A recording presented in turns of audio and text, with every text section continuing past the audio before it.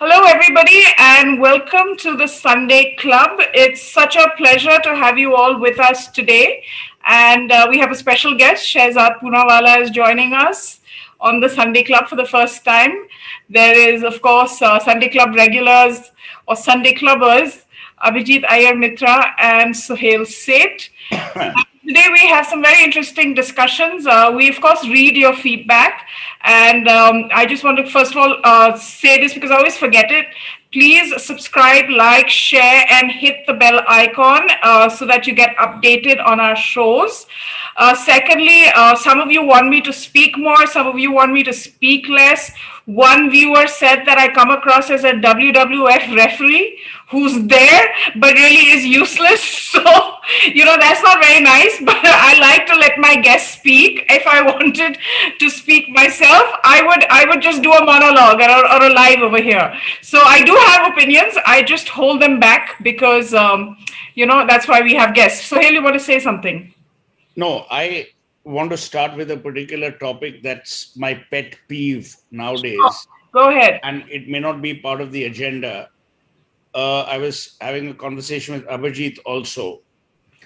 There are some serious things that are happening qua Indian law and India's legal sovereignty. Many e-commerce platforms are blatantly violating Indian law for whatever reason, and the Indian government is unable to do anything to them. Over the last 1 year, Advaita, and this is very important for your viewers to know, 2.8 crore merchant establishments have shut down. 25 crore people who worked in these establishments are now unemployed. Why?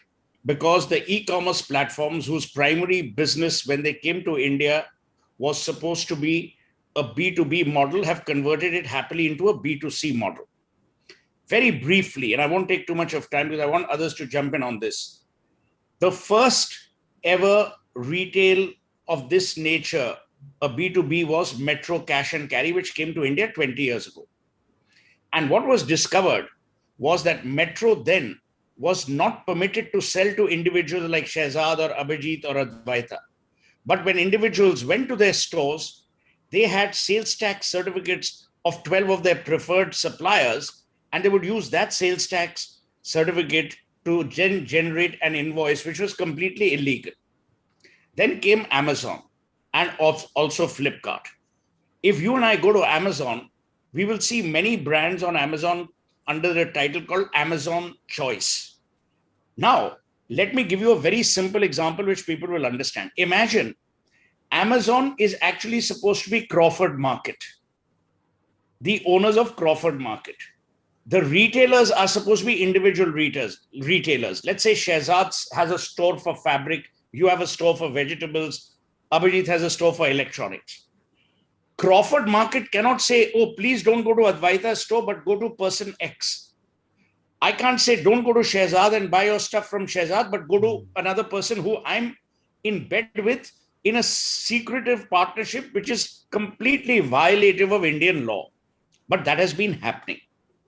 The Retailers Association yesterday had a press conference, and the chairman, or whoever he is, Khandelwal, said that we need the Shuddhikaran of the retail sector. Now, the point I'm making is, does the Indian government not have the teeth to wrap these people on the knuckles when every other government, including their own home country, America, has been wrapping them on the knuckles? And why should Indian retailers suffer? Please understand, Advaita, when the pandemic was in full flow, these were the Kirana stores who were coming out and helping people.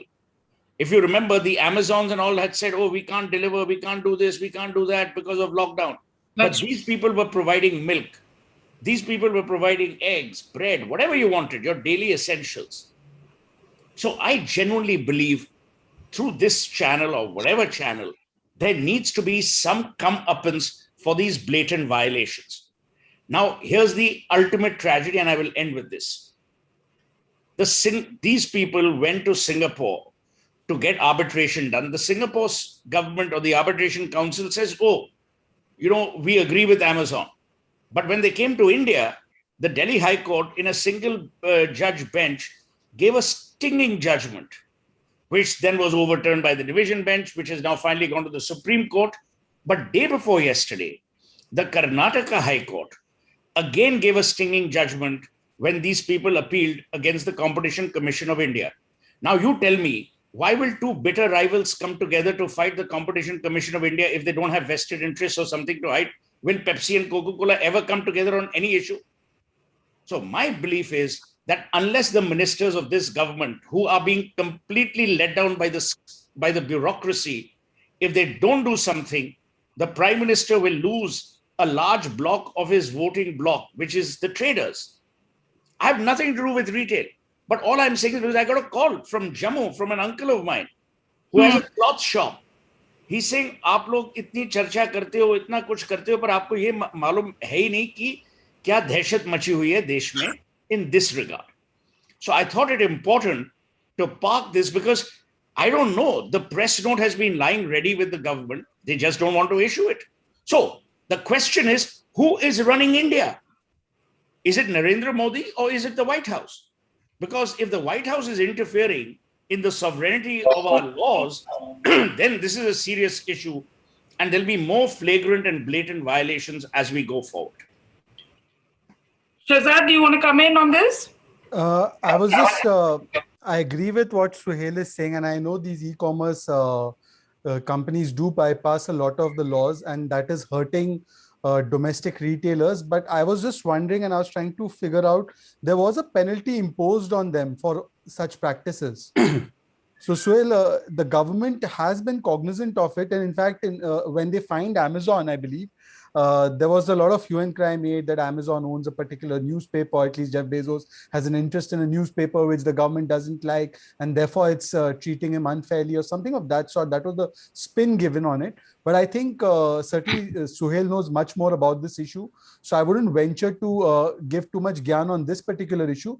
But having said that, I do agree that we should come down harder on these e-commerce platforms, especially, which are bypassing the rules and hurting our people. You see, they have invested $1 billion according to their own filings. Correct. The law is the penalty should be 3 times that. Therefore, you're looking at $20 billion, 18 or $20 billion. Who's going to look at that? So there are penalties, but they're not being enforced. There are laws that are not being enforced. And now people are coming together and blatantly violating the law and putting our own people, the common man, at peril. No, I know. Amazon, if you all recall, started with with books. And, the books were the first to, the independent bookstores were the first to face, the onslaught of Amazon. I have to say there is a convenience factor to it, no doubt. Sometimes if your local bookstore doesn't have a book, you can pick it up on Amazon and all of those things. But it did put bookstores out of business. There's no doubt about that. Not entirely, Advaita. I'll tell you why. It may have put bookstores out of operation, but remember, Amazon's main businesses are the servers and storage that they run in America. So they compensated for the loss of one set of businesses by the creation of jobs in another sector out there. Here, it is completely extractive. They are destroying jobs. They are not creating new jobs. They are not being penalized to the full extent that they should under Indian law. And unfortunately, the saddest part of this is the BJP was always known as the Banyaka party. And these are the Banyas who have been given a raw deal by this government since day one. Be it demonetization, be it GST, the accounting for GST, etc., etc., etc. They have gotten raw deal after raw deal after raw deal after raw deal. Where do you let up? When is the business environment going to, expand to the point where you at least let other forms of jobs come in? Right now, the creation of jobs and the creation of FDI, I mean, come along, yaar. If your main investor is Mauritius, there's something wrong with that investment. Na? It's clearly not investment. There are no new factories being built. And in the post-COVID world, I mean, we're in for some tough times, Mind you, this is the same Amazon ka Jeff Bezos, who runs the Washington Post that keeps spitting in your face every day saying, fascist, tyrannical government, etc., etc. while Right. he puts out Indians out of their job, and then he has the balls to call somebody else fascist. I mean, seriously? The First, chat is going to be first, happy about this. so first you go and you trash your own followers, then Right. you incentivize and subsidize your absolute worst critic. Hmm. Okay, a fellow who seems to be absolutely committed to destroying any kind of sovereignty that India has. Because let's not forget, he is one of those tech cartel mafiosi. How long is this going to continue? I mean, at least learn the first principles of carrots and sticks properly. And वो Amit भी नहीं Agarwal, करोगे, कुछ भी नहीं करोगे, बस जेके आत्मनिर्भर भारत विश्वगुरु Right. बकवास. no, as Abhijit said, here's the irony. Today, Amit Agarwal, who's the country head of Amazon in India, is lecturing, and there was an article in the Economic Times where he says the government of India must learn to honor contracts. Jeff Bezos has called the Prime Minister non-intelligent. These are the insults that are heaped by a company. And I'm not only talking about Amazon here. Please understand, ये सब मिले हुए हैं. So Amazon is only the lightning rod, but all these guys are in it together with Yes. blatant violation. Right. Why are we not flexing our muscles as one of the largest markets in the world, after China? We are. Advaita, look, it's not just a question of muscles. Correct. Remember how Twitter and Facebook were used for social engineering in America? They were used for social disruption in Egypt, in Tunisia, in Syria, everywhere. We already see signs that they're being used for creating social strife and upheaval in India. Amazon is in a place to do that in a much, much more significant way. Remember that, because we do not have data localization and things. You don't know where your data is stored. You don't know where government websites are hosted. What if they decide to take it all down one day just because they feel like it? Yeah, and I'm glad you brought that up because that's one of their big areas of business. They were pitching for the Pentagon's file servers and all of that as well. So that's like a parallel business line that they run. But moving on to the topics of the Sunday debate, thanks Suhel for bringing this up. Let's dive right into it, and let's start with Shehzad on the Clubhouse chatter that was infiltrated. I guess those are the words we should use for that kind of talk, wherein the Congress very senior leader of the Congress, Digvijay Singh, who, by the way, Clubhouse is seeing a lot of Congress politicians on there. Like week after week, I think Jairam Ramesh, Sam Petroda, Kapil Sibal also, I believe, was on there. I'm not sure. But certainly Digvijay Singh was on there a few days ago, and it was asked a question by a Pakistani journalist about Kashmir. And he went on to give a very pragmatic reply to Section 370. So let's get into it, Shehzad. What's happening? First of all, I don't know how you can call it infiltration. I think the platform's available for the entire world to dip into if you're having that conversation. And it's ironical that the Congress or its supporters have been saying that it was infiltrated. So speaking to a Pakistani journalist, perhaps a sponsored journalist, on a question of a matter that is actually just India's concern, what we do in Jammu Kashmir is our business. That is not, in a sense, infiltration, but somebody listening in and actually putting this entire conversation out. Now, there are a couple of reasons why I find this entire thing problematic. One is that as far as Article 370 is concerned, Digvijay Singh first says that it's very sad. The situation is very sad with what's happening there. And then he goes on to say that if the Congress were to come to power, they would relook at or reconsider the decision, which means that they would like to reimpose Article 370. Now, if you read the constitutional debates and the conversations that took place in the 50s and 60s, in fact, it was the Congress party. And I remember one statement of Mr. Gulzarilal Nanda, the Prime Minister, then Prime Minister after Nehru for a brief period, but he was a very close aide of Mr. Nehru. He, in fact, said that nothing is left of Article 370. It is nothing but an empty shell, thereby saying that they were very happy with the fact that Article 370, in a slow but steady manner, was actually becoming meaningless. Ambedkar obviously opposed its introduction into the Constitution. So the Congress party, on one hand, has advocated for the dilution of Article 370, if not its complete abrogation. And today, the Congress party, And now what Digvijay Singh says, obviously some people have started saying that it's a personal statement, but this is exactly what the Congress party has been arguing, whether it's Rahul Gandhi, whose statements made it to the Pakistani dossier, whether it's Mr. Chidambaram saying that 370 was removed because Jammu Kashmir happens to be a Muslim dominated state. And then he also said that parties should come together to reimpose it, or whether it was the agenda of the Congress party in the Gupkar alliance, which they fought with for the DDC elections, the local elections. There too, they wanted the reimposition of Article 370. But what is a sad thing for the Congress? The fact that there are tricolors flying on every building. Is it sad for the Congress that today the Dalits and the Valmiki Samaj has got its rights back because the Congress is the one that says that we are for Dalit rights? Or is the Congress party upset about the fact that today, for whatever reason, geographical integration had taken place, but the mental, emotional integration that was required is perhaps happening? 105, 106 laws of the center today are applicable to the state: right to information, right to education, basic laws that laws like prevention of child marriage. Those laws are applicable in the state today, in the union territories today. So is Congress unhappy that the special status has gone away from the three families of Jammu Kashmir, and I count Gandhi Nehru family as a part of that family? Or are they unhappy about the fact that today the special status has been given to the people of Jammu Kashmir? So that is something that to my mind, but of course, I mean, it's also so petty that you may not like Narendra Modi, but to dislike Narendra Modi and to allow it to transmutate, and that's a word with viruses, mutating, to transmutate into an India hatred, or to defaming India at every platform, from Clubhouse to any other international platform that you can find, newspapers and all, is quite unbecoming of the role of an opposition in this country. But nothing surprising.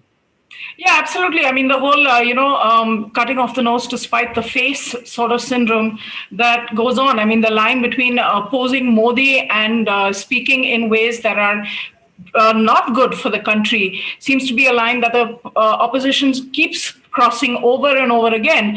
And even just looking at it from a political prism, just through that of optics and of, the post-corona second wave popularity stakes of different political leaders, it's the Congress is so out of tune with public sentiment. The country as a whole has supported the revocation of this article. So I don't understand why, just because Modi is the man who was in the prime minister's office when this decision was taken, would they go against public sentiment? Abhijit. Look, they've gone to the point where, in Kerala, for example, during the election, the ground reports, if you analyze them very carefully, they weren't actually fighting the CPIM, they were fighting the BJP. They weren't fighting for place number 1, they were fighting for place number 2, because they were scared that if they don't fight the BJP will emerge as number 2 and they will be wiped out. You see that the same thing was happening in Bengal as well, where they have been wiped out, but they are so ideologically committed, they didn't mind being wiped out as long as the BJP was defeated. Mm-hmm.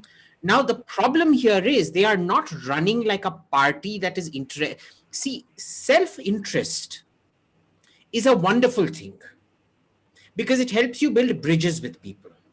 But when you turn into an ideological fanatic, then you're no different from Abu Bakr al-Baghdadi. Now, the problem here is that these people in the Congress, they have turned into complete ideological fanatics. No amount of defeat, no amount of humiliation, no amount of funding cutoffs by industrialists, nothing seems to make a difference to them anymore. And it's not that the entire Congress leadership isn't upset about it, because most of them want power. The problem is the fellow and the family at the top. They just don't seem to be able to recalibrate. So this is being driven entirely by hate. And the problem with that hate is that hate for one man and one party, more than the party, it's the hate for one man, is turning into hate for the country, and they don't even see how it's going that way. That's the really sad part of it.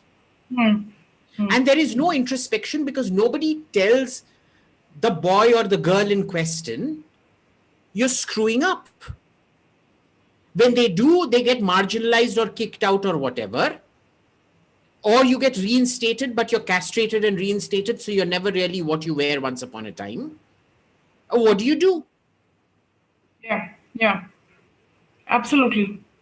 No, this is and it's strange because this for the first time in as many years, I think since 2014, that the Congress had an opportunity to at least kind of position itself in a better and in a way that was more congruent with how the public was thinking. But once again, they've stepped out of line, and people who were kind of looking in different directions are now saying, "Oh my God, are we going to get this back into our lives and do a walk back on Kashmir?" And it's something that Suhel, he's shared very publicly, very openly.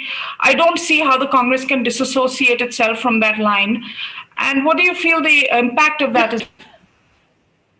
There'll be zero impact. The impact will be their stupidity quotient will increase. As Abhijit said, and then before that, Shehzad, here's the thing. The Congress is clutching at the last straws of publicity.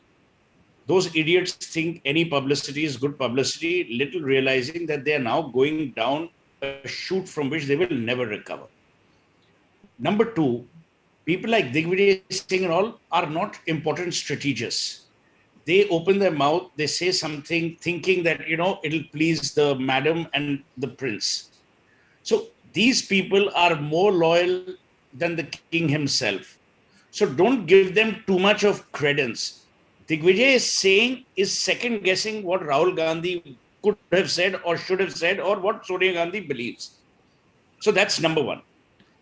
Number two, the bigger point here, Advaita, is how out of sync the Congress can now be imagined.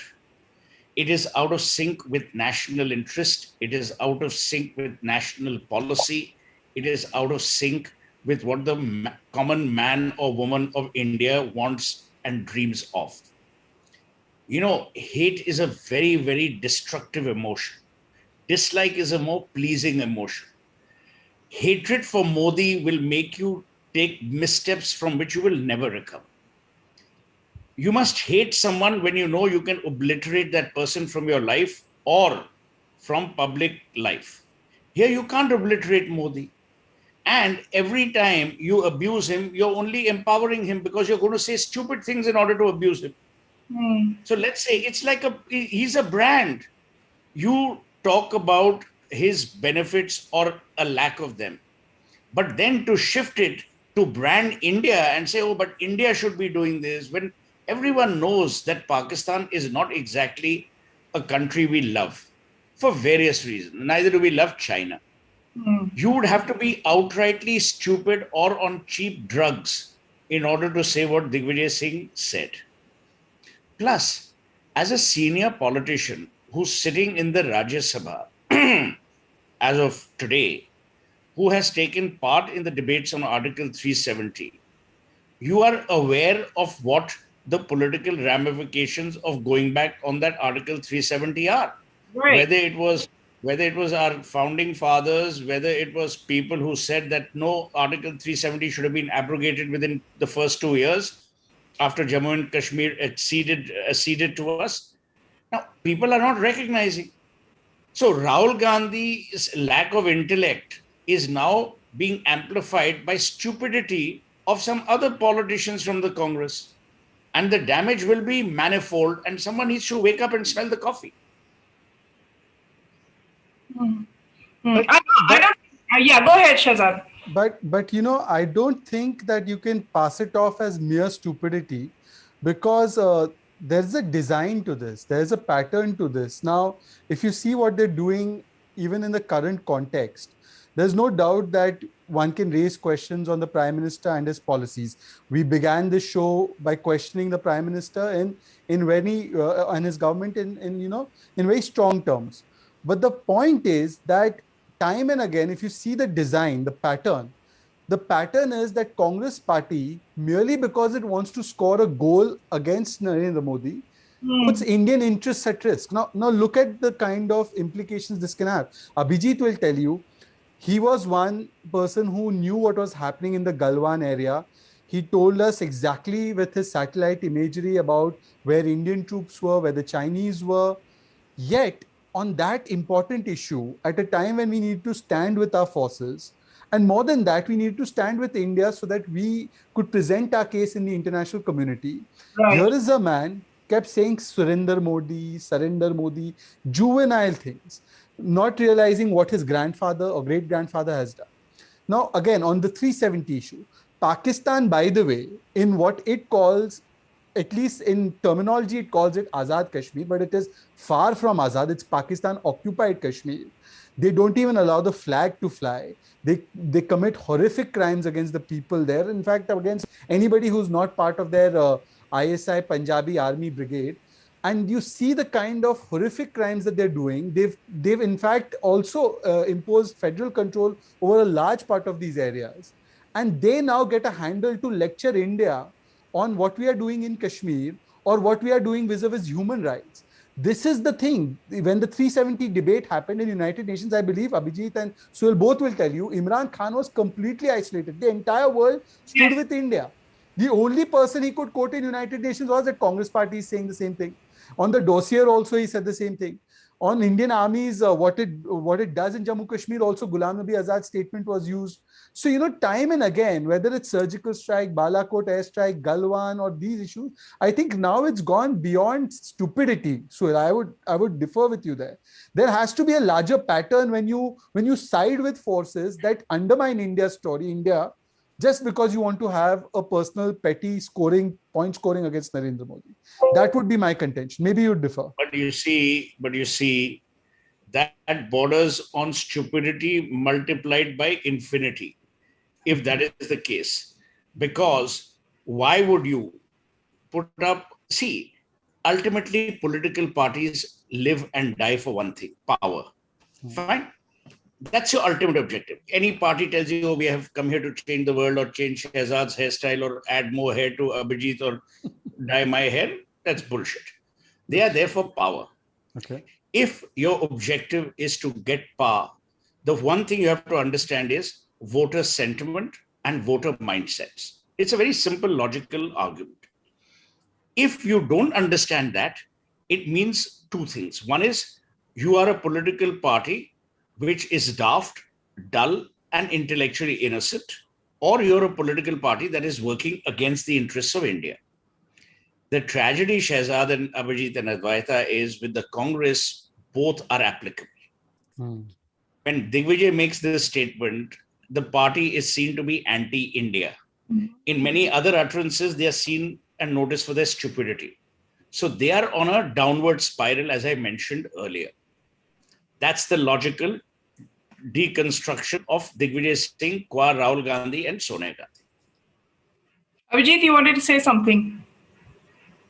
Look, I've said everything that I had to say. There's just no, these are kids who have been brought up in such a sheltered life with no responsibility, with no accountability. Anything they say, wah, kya bol diya aapne? There is a approach to modern child rearing which tells you, if a baby says goo, goo, goo, goo, ga, you don't say, good baby. You don't give out compliments that easily because then they start thinking everything is good, including coming and, defecating in the living room. Sadly, the problem has now become that these brother and sister are now doing the equivalent of a 1-year-old, of a 2-3-year-old kid who are not toilet trained, who still need diapers. I mean, it's a very serious psychological problem. There's something that's gone very, very wrong with their upbringing. And what is sad about this is you can actually make a case that they need serious psychological help. Now, as usual, tell me something. Who votes for a Twitter agent provocateur? When you come off as a uncaring, nasty, sharp-tongued fellow on Twitter, yes, who's going to vote for you? You keep harping, oh, Hindu polarization kar rahe ho, Hindu polarization kar rahe ho. Tell me, how do you stop Hindu polarization? Do you become, somewhat more Hindu yourself openly? Or do you keep saying, oh, you're fascists, you're bigots? I've never won an election except for, in school and college, where I went on winning elections through fraudulent means, mostly by, having slander campaigns against my opponents. But other than that, I can tell you that if you go call somebody stupid, fascist, bigot to their face, call their way of life stupid, and expect them to vote for you, you don't need psychiatric help, you need medication. You need serious medication. And I don't know what to say about the clowns who think that someone as demented as this is fit enough to become president of the party or have any kind of say in any kind of management structure in any kind of organization, leave alone a party. But Abhijit, my limited point is that, we can't pass them off as being innocent. When you give They are them the not defense, innocent. So when you give them that is the what I defense of mean. being crazy, you say that they don't know what they're doing. They know absolutely what they're doing. They are in cohorts with forces that want to use this opportunity to dispose of a government that those forces feel are antithetical to their interests. Please understand Absolutely. the So I am coordination not with the saying they're foreign innocent, forces. Shehzad. Yeah. I'm saying there is a mental fracture that has happened between morality and what is right and wrong. They have lost their sense of fair play. They have lost their sense of what it is to be a human. They have lost their balance. They've lost their life balance. And that is actually that kind of sociopathic behavior. It's serious medication, because what you're seeing is a classic sociopath. These people don't get along with people. They don't mingle with people. They don't mix with people. And when they do, on the occasional staged nautanki, we're meant to think that this is some great, Rahul Gandhi came and stayed at my house. It is like Vishnu, Indra, Varuna, Vayu, all the 1001 gods of the Vedas coming and blessing your house with whatever. See, also Advaita, India has changed. It has. Indira Gandhi was assassinated on October 31, 1984. Okay. There are many people, the young, the millennials, who weren't even born then. They have no association of either strength or commitment or, oh, she was such a great lady, blah, blah, blah. Rajiv Gandhi died in 1990 or 1989, I think. 89. So, 89, correct. So, if you notice that, again, the children, say from 90, which would mean you are 21 years old today, you have no association of the Gandhi family being in power other than when Manmohan Singh was in office and Sonia Gandhi was in power during those 8 years. That was the classification that I had given at that time. So here's the thing. The associative strengths with brand Congress have today been mitigated and are dissipated. They don't exist, except in certain pockets. The family retainers like Digvijay Singh now and ML Fotedar then and all these Johnnies have to keep themselves relevant because the party itself is becoming irrelevant. Please also understand politicians are self-serving people, as you will have noticed in the departures and arrivals lounge at both BJP, TMC, Congress. These guys are... Yeah, which are So you've noticed that. Point I'm therefore making is that the Congress today is irrelevant to today's idea of India, because an idea of India is made by Indians. It's not made by someone from Fiji or New Zealand. The fact that they can't read the tea leaves is even more distressing, because then what kind of a political party are you? Third, the family either exercises blatant control or indirect control. Both examples are relevant in the case of Rajasthan. When you promise Sachin Pilot something, it still hasn't been delivered. Jyotiraditya Scindia, this joker was playing with his dog when Hemanta Biswa Sarma came to see him. There's a litany of things. What is the BJP doing? The BJP at times is falling for this narrative and responding to it, which is an equally stupid thing to do. When an idiot is making a fool of himself, you must give him more time rather than interrupt and shorten the time span of him making an idiot of himself. BJP should allow it to play out. Again, if the BJP reacts very strongly, then you open up a Kashmir debate, you will have the so-called, I always call them so-called liberals jumping in. No, but this is valid. Ignore it. कारवां जब चलता है तो कुत्ते भी भौंकते हैं, पर कारवां थोड़ी रुकता है हर कुत्ते के भौंकने पर कि भाई अरे और आगे नहीं बढ़ो, रुक जाओ, कुत्ता भौंक रहा है, भौंकने दीजिए लोगों को.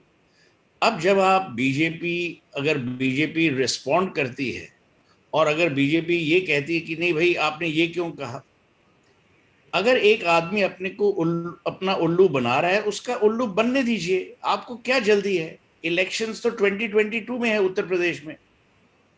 Now, there could be one devious mechanism, again, which will hit them in the face. UP has a sizable Muslim population.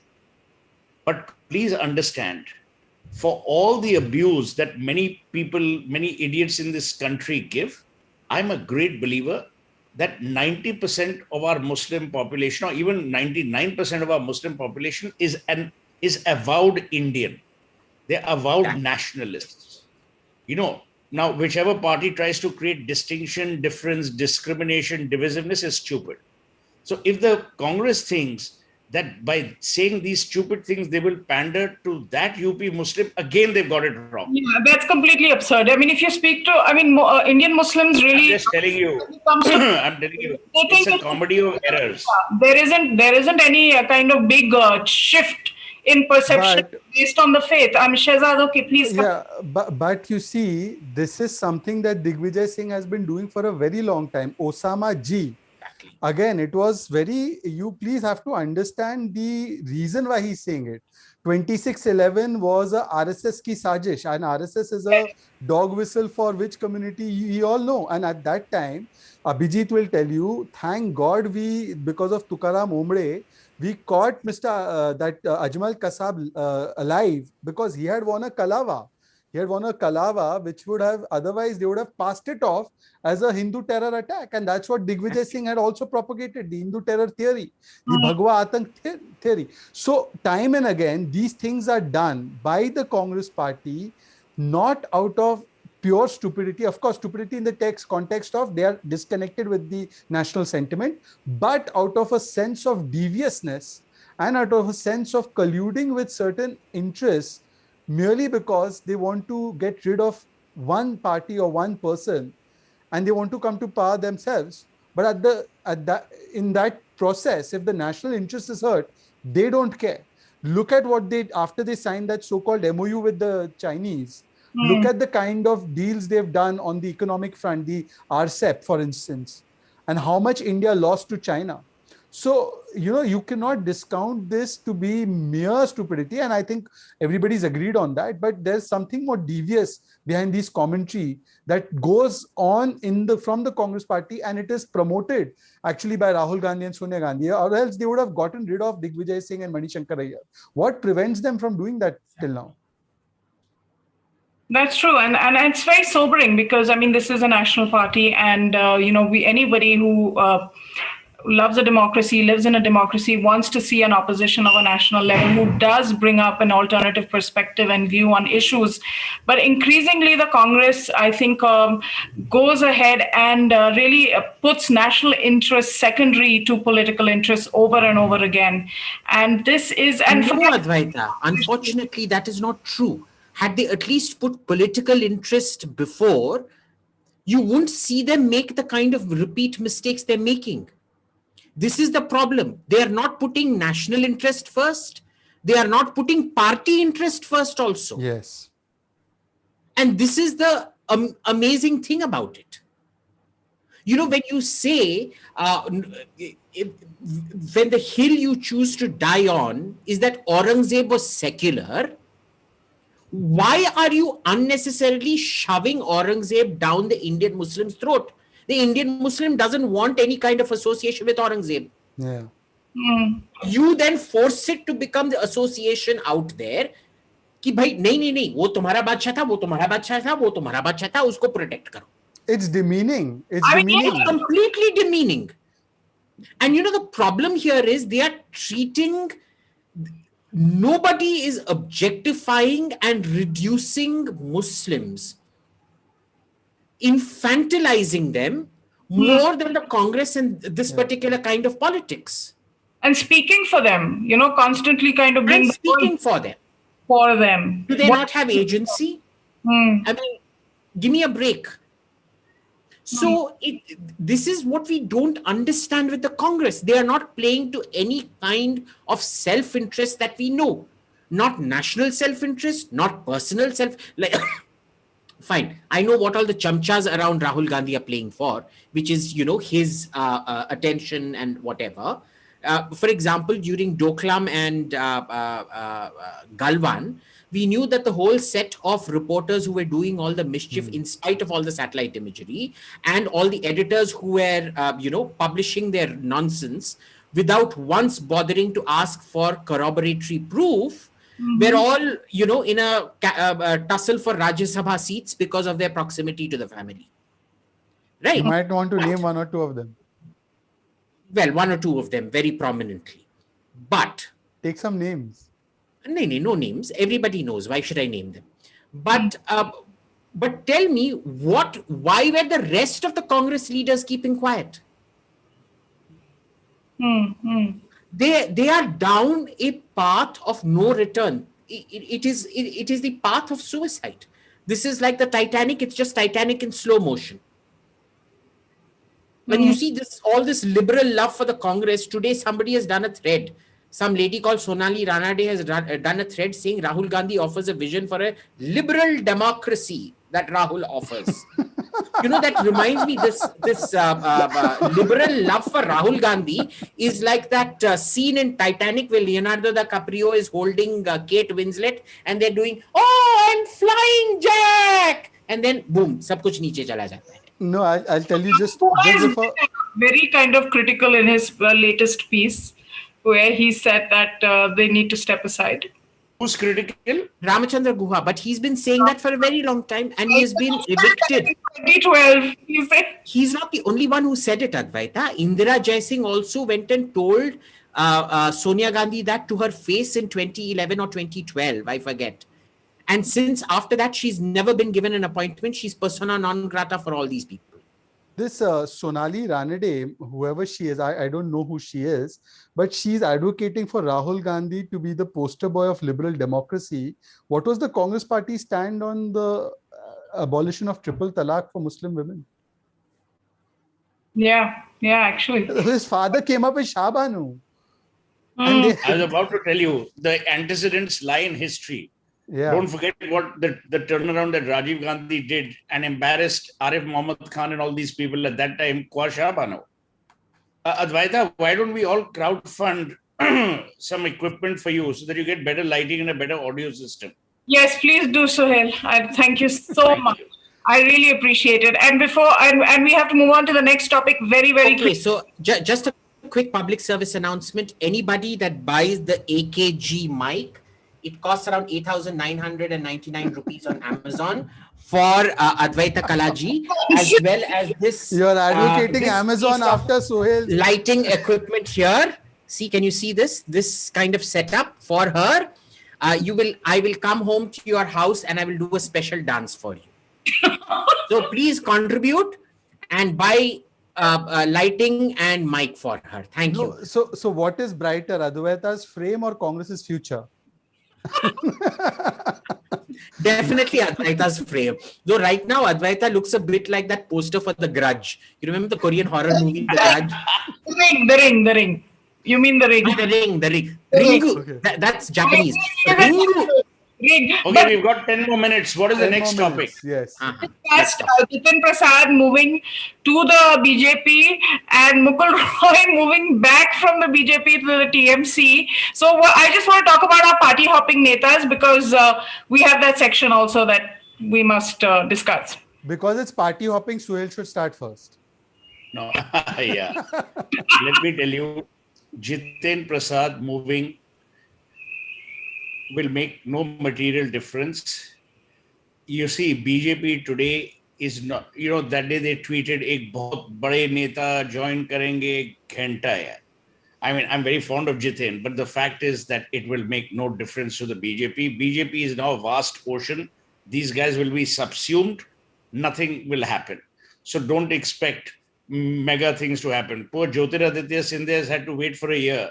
I don't think he's seen any reshuffle other than a deck of cards. So, BJP are enormously talented in screwing their own people first. So remember that. Mukul Roy, that's a very interesting question because I'm from Bengal. I will give you some logic for that. See, Mukul Roy has realized that Suvendu Adhikari is the new poster boy for the BJP in Bengal. Okay. He also knows that ostensibly BJP is not a party of Bap and Beta. He had to secure Subhrangshu's future as well. And he also knows that he has to live in Calcutta. Now, for another 4-5 years, you can't be in Calcutta having pissed off Mamata Banerjee. Plus, slide into irrelevance because Suvendu Adhikari will be calling the shots. He's already been named leader of opposition. If you remember that famous meeting with empty chairs, which Mamata did not attend, her objection was that Suvendu Adhikari should not have been present at that meeting as leader of opposition because it was a meeting to discuss a national calamity. So Mukul Roy is going back to where he's comfortable. Mamata needs Mukul Roy because Mukul Roy understands the Bengal landscape far better than anyone else does. Why did the BJP lose Bengal? Because again, they had many generals and very few foot soldiers. They were helicoptering people from the center into Bengal, ostensibly to win the election. So Mukul Roy understands that landscape. Mamata Banerjee knows he will be more contrite. He will be more, forgiving in this because she has made the more gracious gesture and she has welcomed him and the son. So it's all hunky-dory. Shehzad, when you see these young Turks, whoever recalls the 2004 to 2014 period of the UPA 1 and UPA 2, these gentlemen were in their 30s when they became union ministers. That's no small achievement. Yeah. And, they had quite a presence in Lutyens, Delhi, on the circuit, the conclave circuit, the power circuit, the media circuit, magazine covers, feted by everybody. They had a very good decade in their 30s to their mid 40s. And now you see this kind of shift to look at it from the perspective of the Gandhis. Certainly, I mean, they gave them opportunities, they gave them position, power, and gave them a sort of a launch pad in that sense, which one term, 2 terms after. But Advaita, let's not make it sound like Gandhis. No, the fact that they moved. Let's not make it sound like they were doing some favor to them. Let's not make it sound like that. But they were definitely picked over others in the party for perhaps, these reasons. But coming in on this, Jyotiraditya Scindia, he comes from a now. I principally don't agree with the fact that dynasties are there, but Jyotiraditya Scindia bought a value addition. Therefore, he was rewarded after the passing away of his father. Murli Deora's son, Milind Deora, also brought a value addition. So did Jiten Prasad. And for a long time, and Sachin Pilot, of course, in Rajasthan. Now, what is happening? Why is it that whether Jiten Prasad makes much of a difference to BJP in Uttar Pradesh? Suhel's point of view, perhaps, admitted. But look at the larger picture. The larger picture is that the Congress party, these are people who are very close to the family, come from a very similarly situated background in the sense that they've been family friends of the Gandhis. If the Gandhis are unable to retain, don't compare this with the Himanta case. Himanta comes from a completely different background. Rahul Gandhi and Himanta can never have a conversation because Rahul Gandhi believes that if you are the son of somebody, only then you can even sit in front of him. Only then you can even have a conversation with him. He's an elitist. He's a Samanti soch wala vyakti. So he will not even consider you. Hemanta is like a servant for him. So that's why he wanted Hemanta to eat from the same plate that the dog ate from. So, this, you don't even compare the two. But even these people like Pilot, like Jyotiraditya Scindia, like Jitin Prasad, if the Gandhis can't even take these people along, then just imagine what exactly is troubling, what is actually, troubling the Congress party. The fact of the matter is that the Congress party has now become a party of just two or three people. It has become a special purpose vehicle only to promote Rahul Gandhi, and to an extent that Rahul Gandhi feels threatened, even if these people were to move forward in the party. And therefore, even though they made promises to Sachin Pilot, look Mhm. at what they've done to him. Rahul Gandhi is much more comfortable with Gehlot at the helm, even though he's mismanaging Rajasthan, simply because Gehlot is not a direct threat to Rahul's position within the party. So If then a what, Sachin Pilot, Shehzad, then what are these conversations that are happening in Delhi right now as see, we speak? Priyanka Gandhi wants to meet Sachin has to buy time till the time he has enough number of MLAs to do a Jyotiraditya. Let's be clear. Sachin Pilot used to have 17, 18 MLAs last year. This year, he doesn't probably have that much strength. He's hoping that his strength would increase. There are more and more people getting disenchanted with Gehlot. So he's waiting, buying his time, seeing what is the best option. Do you think his best option is to accommodate 5 people in the government of Ashok Gehlot? He wants to be the chief minister of Rajasthan. And why shouldn't he be the chief minister of Rajasthan? He should be the chief minister of Rajasthan, but Rahul Gandhi will never let him be, because if Rahul Gandhi allows him to become the chief minister, then Rahul Gandhi, who is anyways irrelevant, who can't win an election in Kerala when it is the turn of the Congress to win, who can't save his family seat in Amethi, will be even amongst the Lutyens ecosystem, he will become irrelevant, because Sachin Pilot is more loved by that ecosystem than Rahul Gandhi is. This is true. He is becoming Yes. irrelevant with the Lutyens ecosystem. I've been seeing this shift in the very recent past. Who But has let's turn this around to the argument that the liberal lovers of Rahul Gandhi tell you, that Sachin Pilot, Jiten Prasada, Jyotiraditya Scindia, they were all ungrateful, and that they were never actually a match for the people that they were taking on. That Gehlot is a much bigger vote getter, that Kamal Nath is a much bigger vote getter. Fine. But the problem here is first principles. You want the much bigger vote getters to subjugate themselves to Rahul Gandhi, who is a zero vote getter. But you want an exact reversal of those principles in the states where young non-vote getters want to get to power. Yeah. How does that work? There is so much contradiction in that entire Congress position that, ek rule Raj Khandan ke liye, a different rule for everybody else. That's not how the thing works. Like Shehzad said, look at what happened in Kerala. It's for the first time in 50 years. Okay, in 50 years, that this thing hasn't happened. That the pendulumic shift to the Congress hasn't happened. I mean, imagine, first time in 50 years. How bad can you get? The Congress fared better under Sitaram Kesri, for crying out loud. The Congress fared better under, Indira Gandhi post-emergency. Yeah. Yeah. And imagine if under Sitaram Kesri, the party did better. How bad can you be? I mean, there was no more uncharismatic man than Sitaram Kesri. No, and he's the MP from Kerala now. I mean, from Wayanad. So, I mean, there's certainly you lose your own constituency. But note one thing about Indira Gandhi. When she lost after the emergency, when she lost her seat, Rai Bareli, and then had to contest from Karnataka, she changed the strategy of the party completely. Here they do nothing. A Congress. I hope he comes back to Amethi after he lost. That's what I've heard. See, if Suhel was to say this, the Congress has become a corporate entity where they only have non-performing assets, and so obviously any shareholder will only see value in disinvesting his stake as quickly as possible from this sinking firm. And I mean, Priyanka Vadra, trust me, Rahul Gandhi is 100 times better politician than Priyanka Vadra. That's how bad Priyanka's political acumen is. And that's her, they are pegging her as the face of UP. Nobody is going to stick by them. Well, we must discuss UP as well because there have been some interesting, things coming out of the state.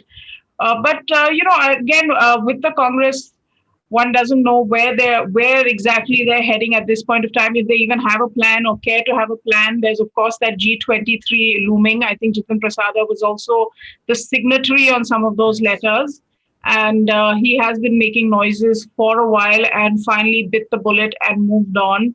Mukul Roy, I agree entirely with this, had the option of either playing second fiddle to Mamta and her nephew, or playing second fiddle to Suvendu Adhikari, who defeated Mamta in West Bengal and has emerged as a leader of some note.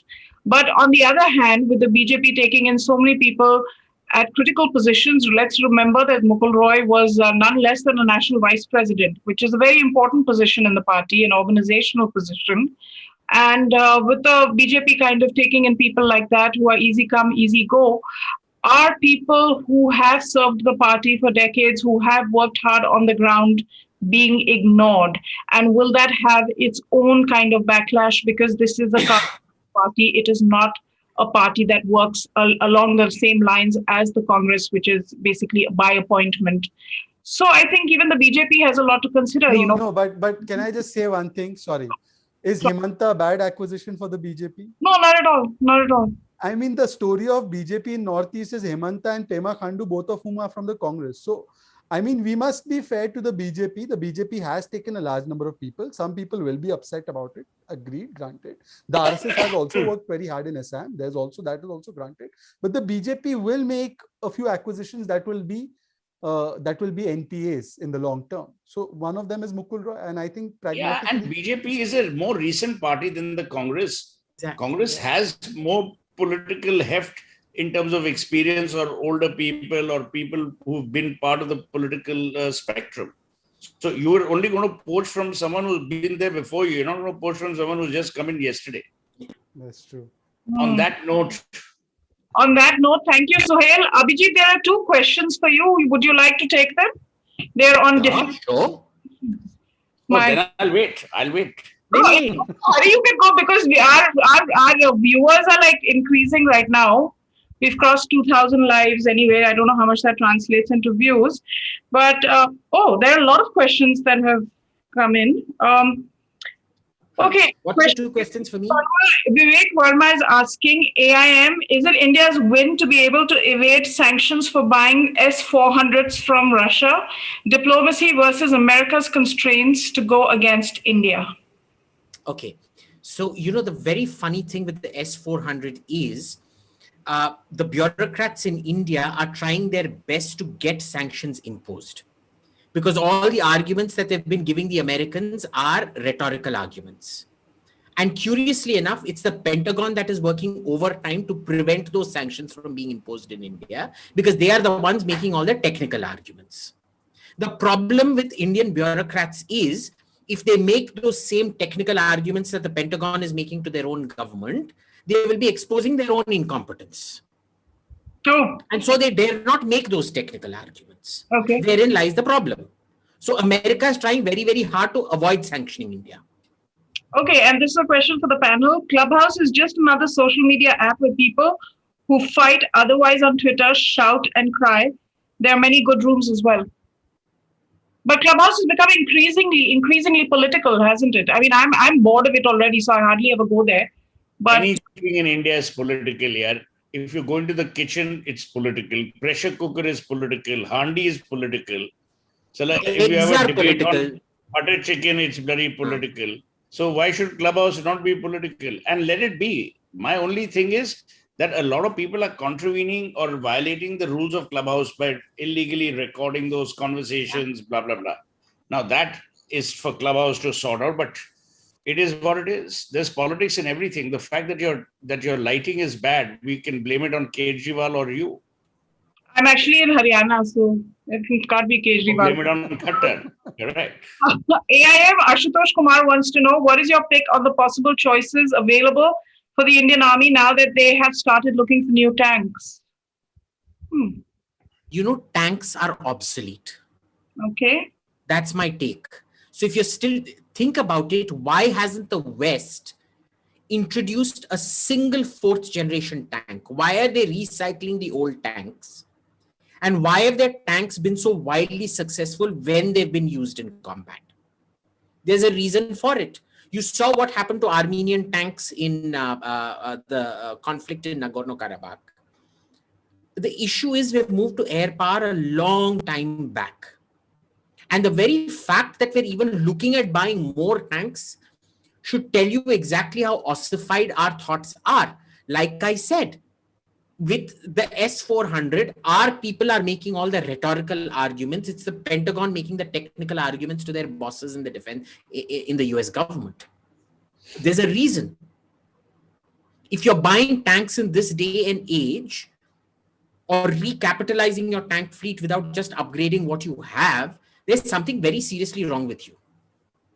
Okay, and this one, Shehzad, Rahul doesn't want other youth leaders to grow. Don't we see same pattern with Modi looking at the cabinet? This is from Aryan.